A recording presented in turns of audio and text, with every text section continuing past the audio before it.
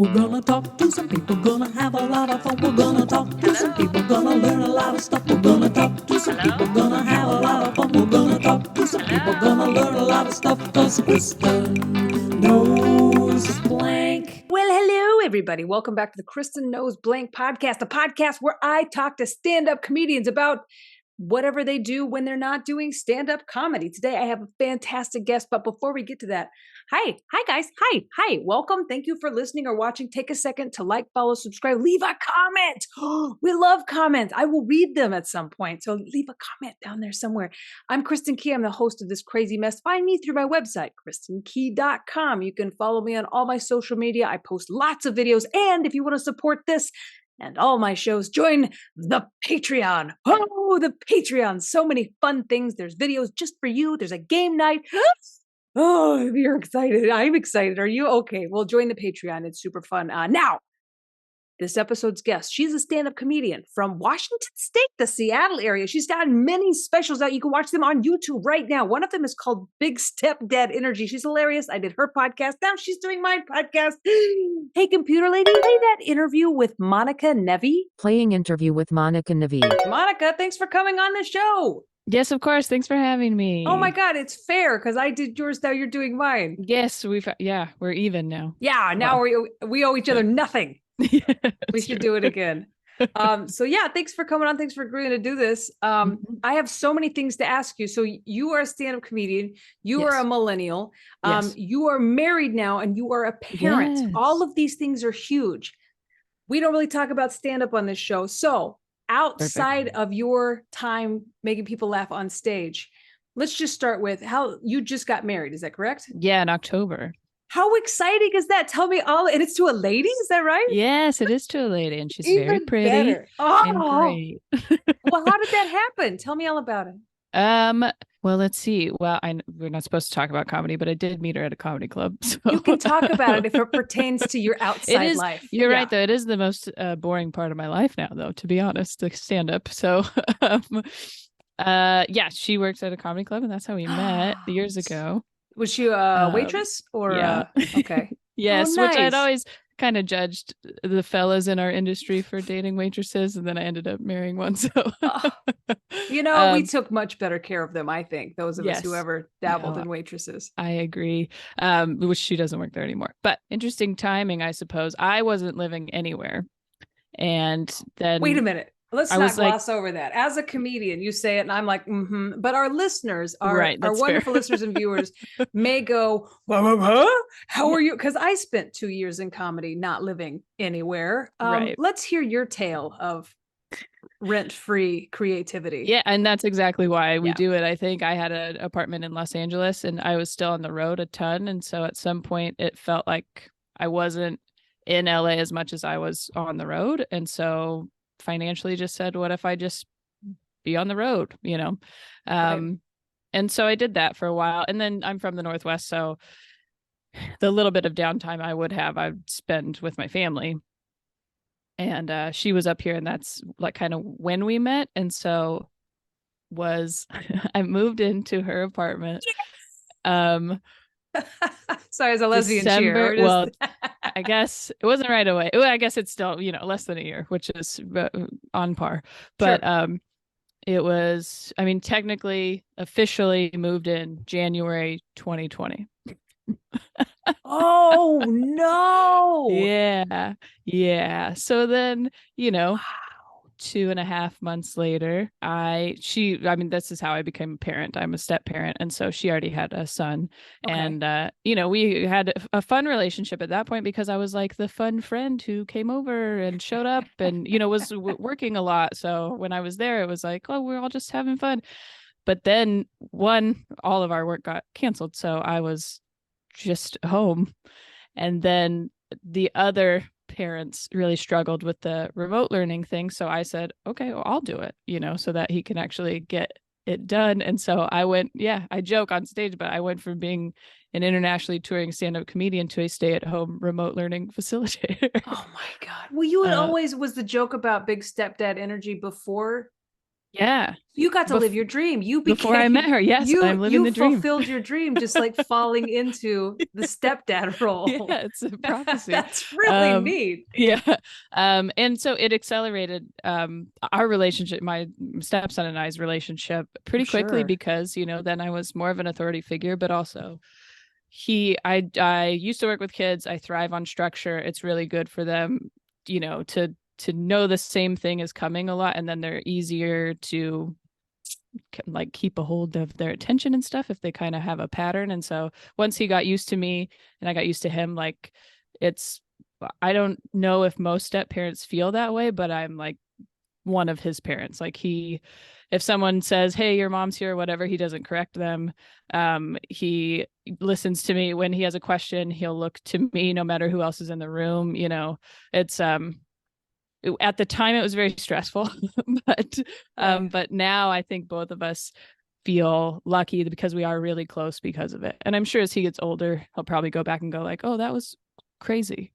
That's amazing though. What a great opportunity to bond with, you know, a kid, you know, that you're going to be living with and you are going to be co-parenting. Yeah, it was, I mean, it really did work out well for us. And at the time, my wife's name is Erin. She got a job like a week before everything locked down.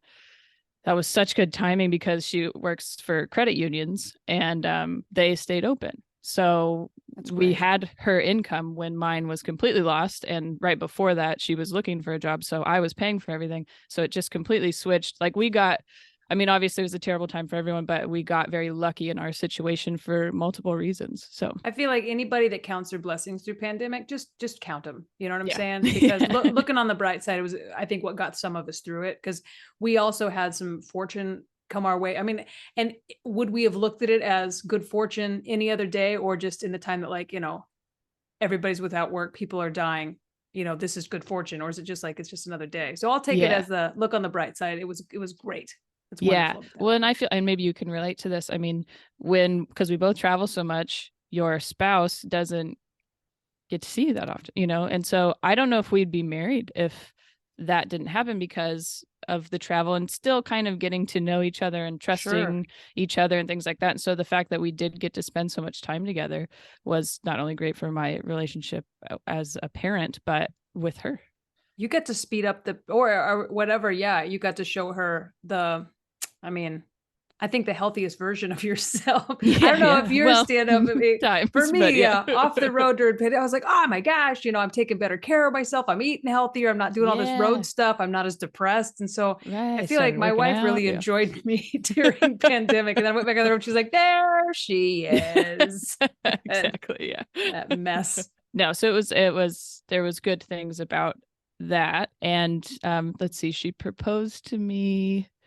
We were already in, because we have a house now. So we were already in the house because she did it just in bed the day after Christmas. I've always wanted it to be around Christmas. She knew that. So she didn't want to do it Christmas Eve or Christmas because she thought I would be expecting that.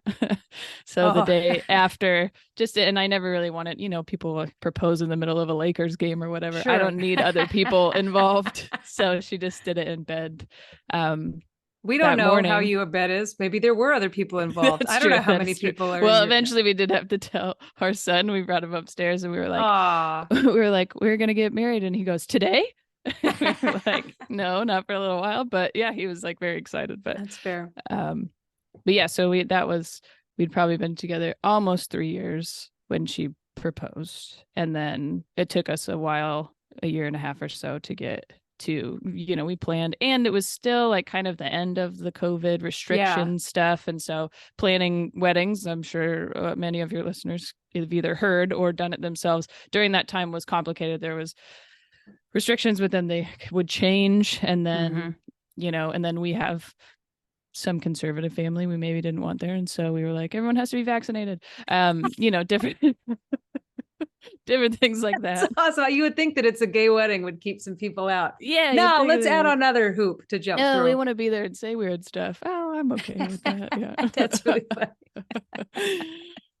So it was a long, you know, probably a year and a half that we actually like planned everything, but it went really well. It was beautiful. And you and I did my podcast and we did a festival together like right before.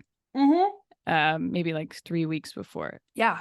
Yeah. And starting like that day that we had done the podcast, or maybe the next day, I started to feel just like, so I thought I was anxious. I thought I was just stressed and like so worried about the wedding. And I started to get sick, like physically sick. I couldn't really eat much and I would get sick like all the time.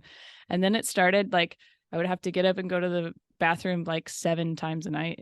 Like it That's was really a lot bad. of times. I know. So then 2 weeks of that, I call the doctor and I'm like, hey, this seems not good. Right.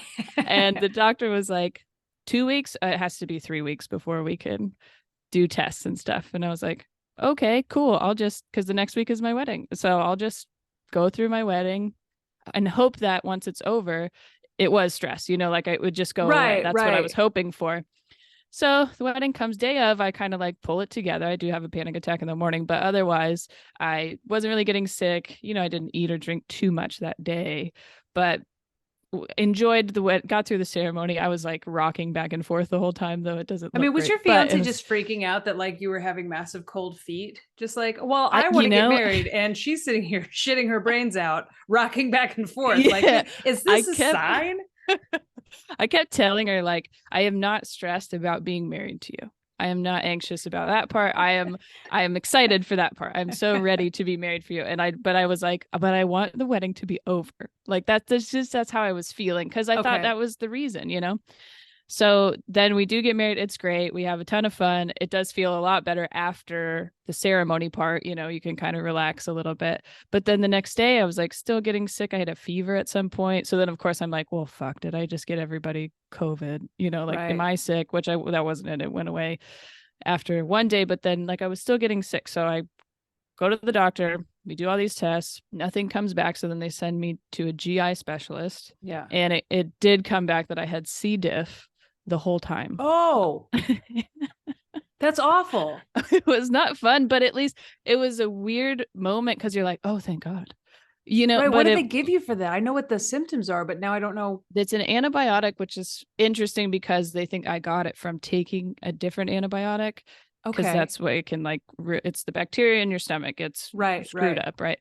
And so I had a throat infection from flying in like August, which I was prescribed antibiotic for. And so they think because I took those that it did that. But it was just like, I just wish so much that we had figured it out before then, like that I didn't have to do that on my wedding. But you're a comedian. And so I think the audience all is just like, that's how comedians get married. Yeah, hilariously, and trying not to poop their pants. Yeah, something bad's going to happen. Right. Yeah. Like, has your comedy changed now that you've gone from just a lone wolf stand-up comedian to now being a wife and a mother? For sure. Yeah. I mean, I'm always very much writing about what's going on in my life, and I'm not too like outside of that too political or anything crazy. So it's a lot of like what is right here. And so of course, before I wasn't talking about parenting in any way. And now that's like a lot of what we talk about. I did a special called Big Stepdad Energy, and like not half of it, but maybe a third of it is about parenting and that experience of the pandemic with him and I and those types of things. And so, yeah, I mean, before that, a lot of it was single on the road, kind of a, just a weird person. I was single for like 8 years. So that was what it was a lot about. And now, yeah, I mean, my life is almost the complete opposite. So does your wife mind being talked about on stage? Because mine does, and we've just had to deal with it. Okay. There are just like some things I'll say and she's fine with it, but then there's just like there's some jokes that I have that to this day, like I won't do it while she's in the room because I'll have to, because it's like at first I thought she was joking. She wouldn't be like, that joke's not funny, I'd be like, ha ha ha, and she'd be like, no, that joke is not funny. I don't know why you tell it. I'm like, whoa. And so I'll do it. I just won't do it with her in the room anymore. So is your wife like pretty like okay with it, or does she also have some reservations?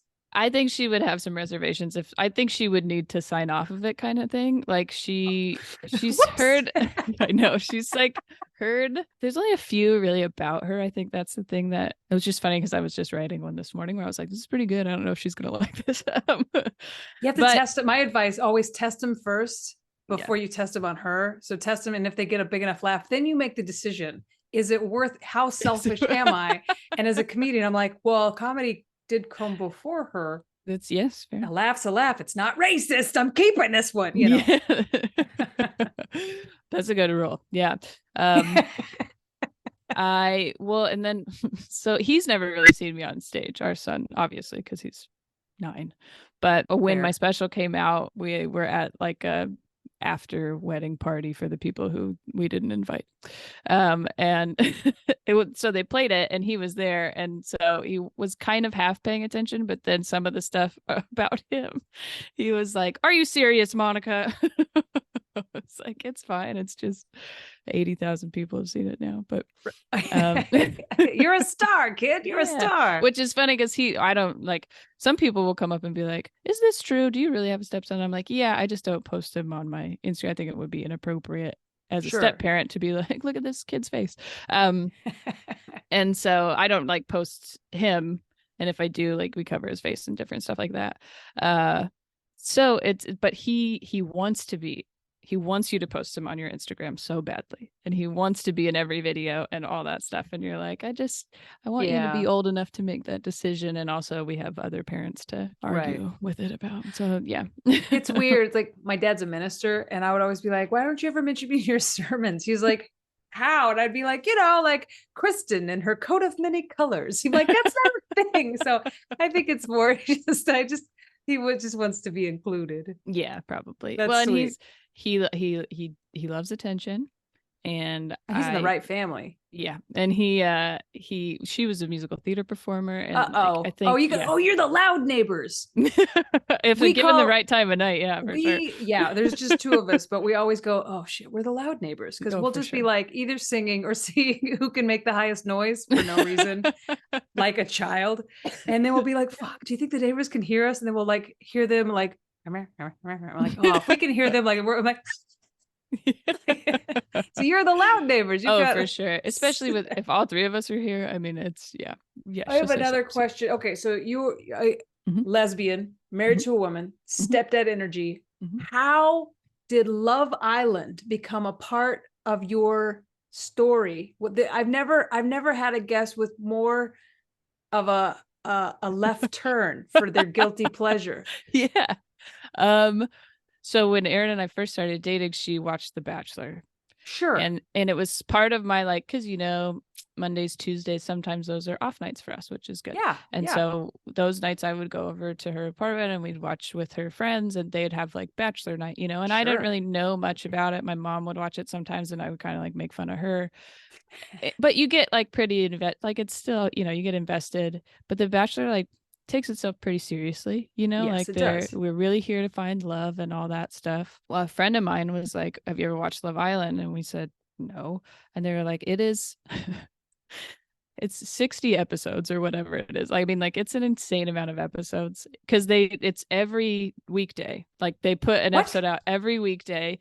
In the UK, we watch the UK version, and then if we run out, the Australian version. The American versions are not very good. So I just started trying to watch the America version, and I do recommend start with the UK. In fact, UK Love Island season 3 is what we tell I'm gonna do this with. because after you told me, well, now I can't not do it. Give it a try. It's so each season it's whatever, 6 weeks, 5 days a week. Then they have some like, extra bits you didn't see or whatever. They're on Hulu, which is great. You can't vote because it's not, you're not in real time. They've already been voted on. Right. But what, because I was looking into the premise of the show. How many things can you vote on?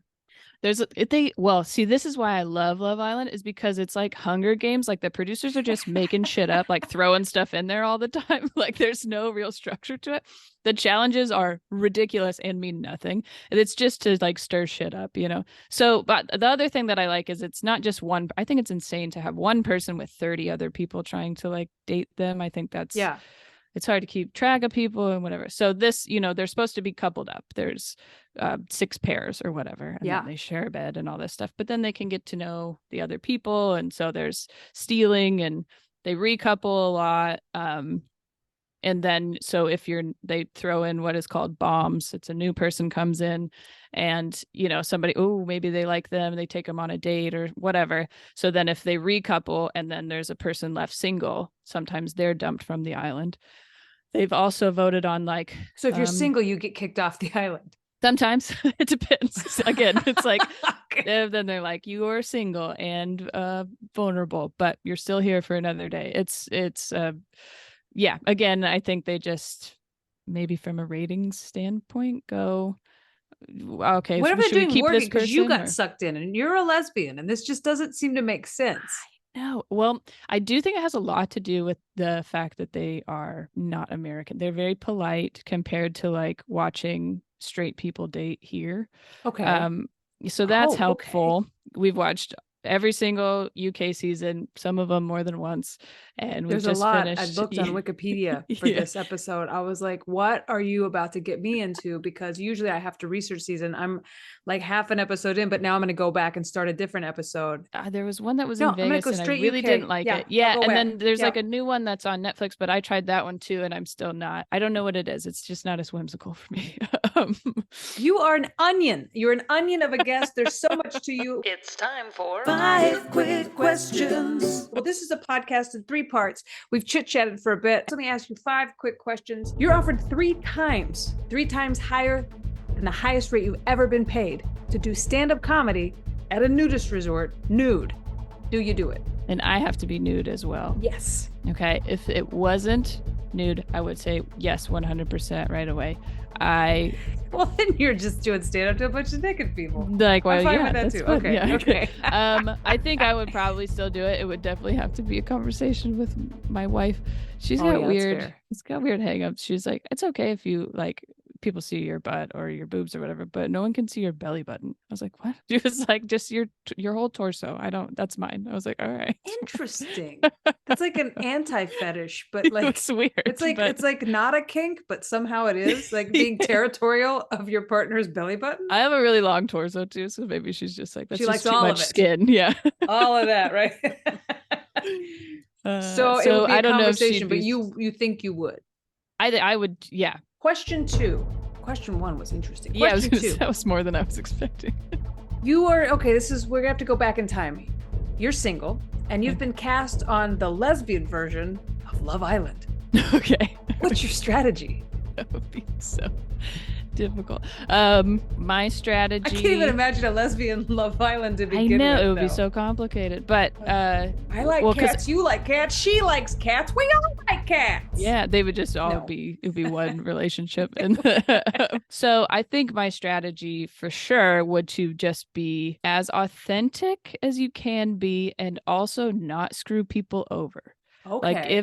They like it when you stay together, and they like it when, there's some ups and downs of, but you choose each other and you're sweet to each other. I think that really works out, but that's kind of my MO anyways. I'm like it's most lesbians. It's like, yeah, pair up with the one we like and then live with her until she's dead. It would be boring because nobody changes. There's no recoupling. They just keep picking the same person. Question 3.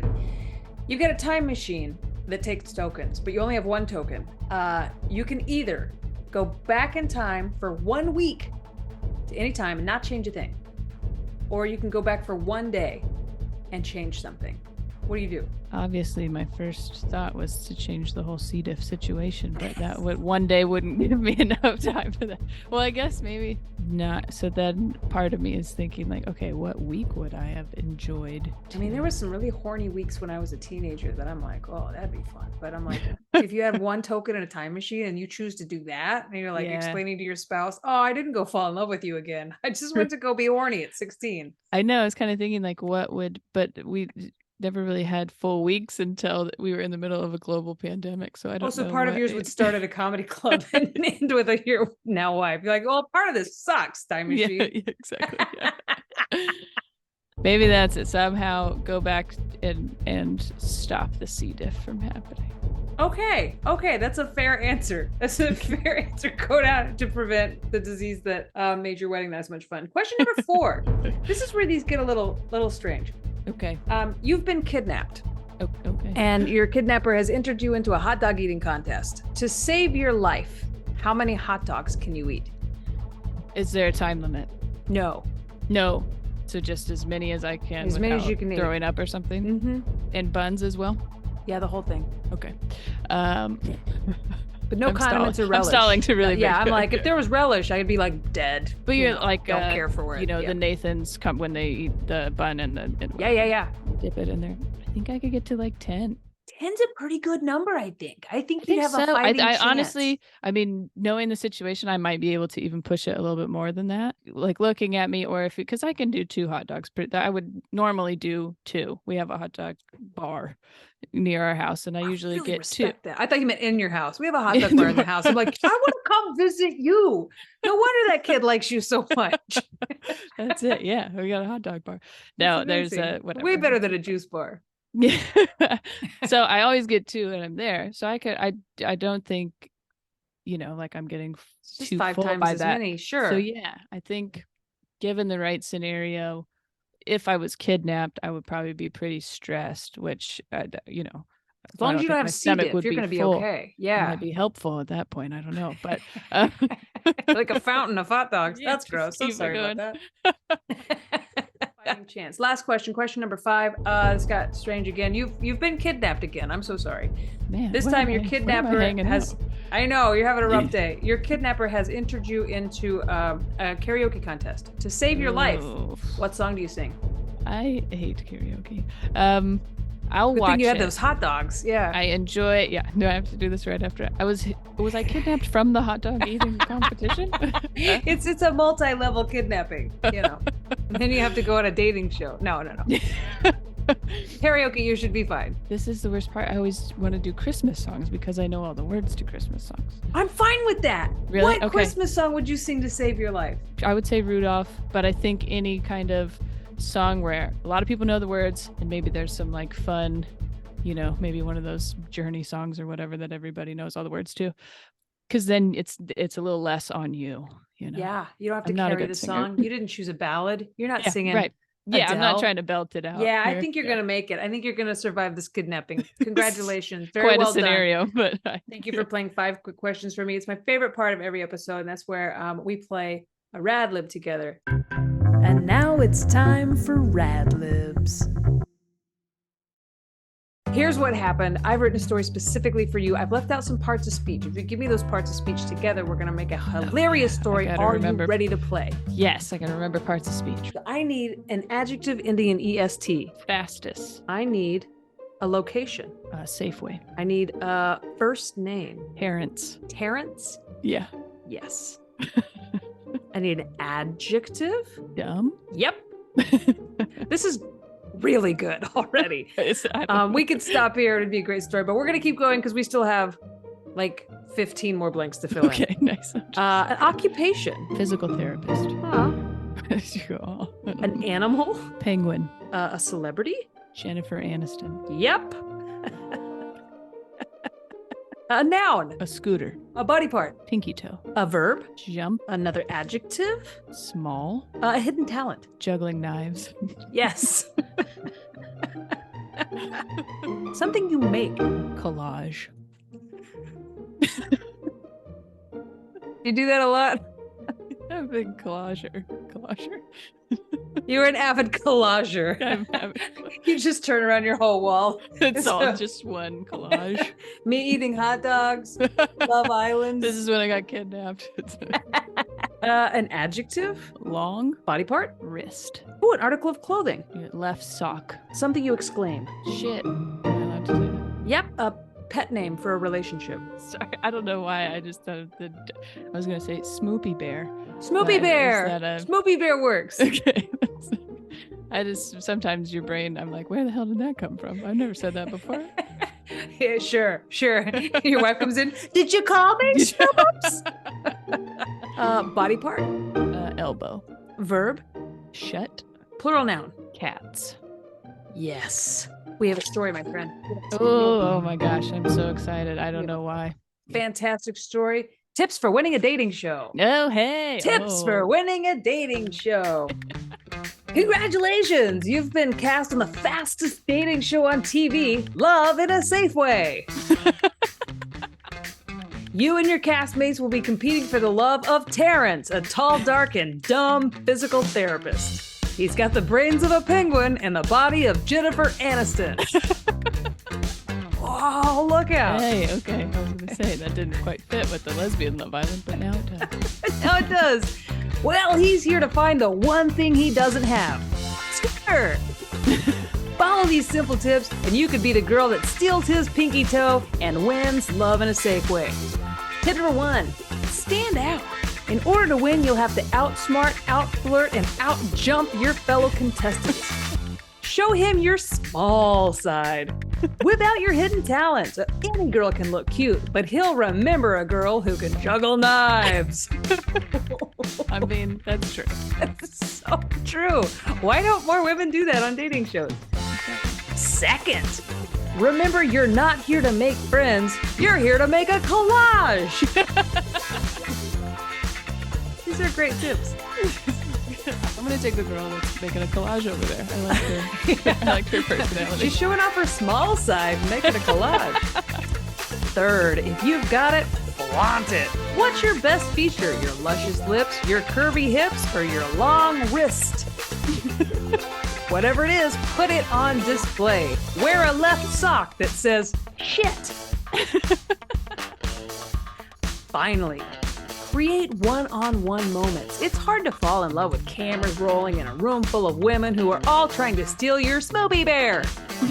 So choose your moment and grab him by the elbow.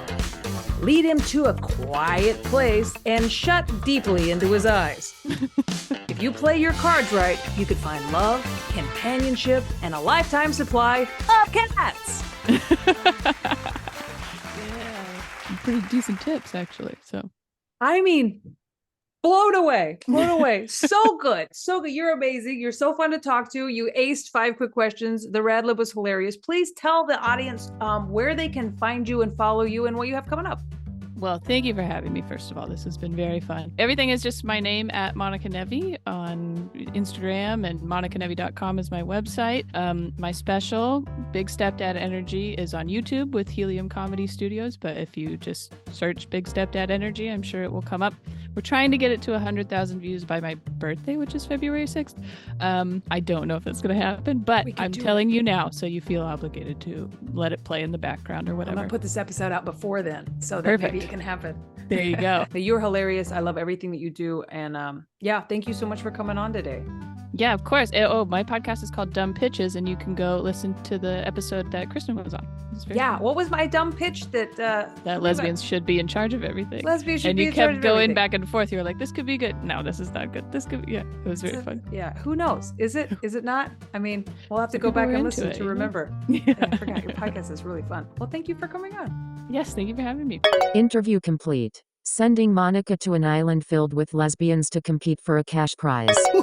That is such a weird way to say goodbye, but I would watch that. Thank you, Monica, for coming on. So nice to talk to you. Thank you guys for listening, watching, however you're taking in this podcast. Please do take a second to leave a comment. Let us know what you like about the show. Like, follow, subscribe. Find me through my website, KristinKey.com. And maybe I'll be doing my stand-up in a city near you soon. Well, next time I'll be bringing you another hilarious comedian. We're going to chit-chat, play 5 quick questions, and then do a Rad Lib. Until then, bye. We're gonna talk to some people, gonna have a lot of fun. We're gonna talk to some people, gonna learn a lot of stuff. We're gonna talk to some people, gonna have a lot of fun. We're gonna talk to some people, gonna learn a lot of stuff. 'Cause Krista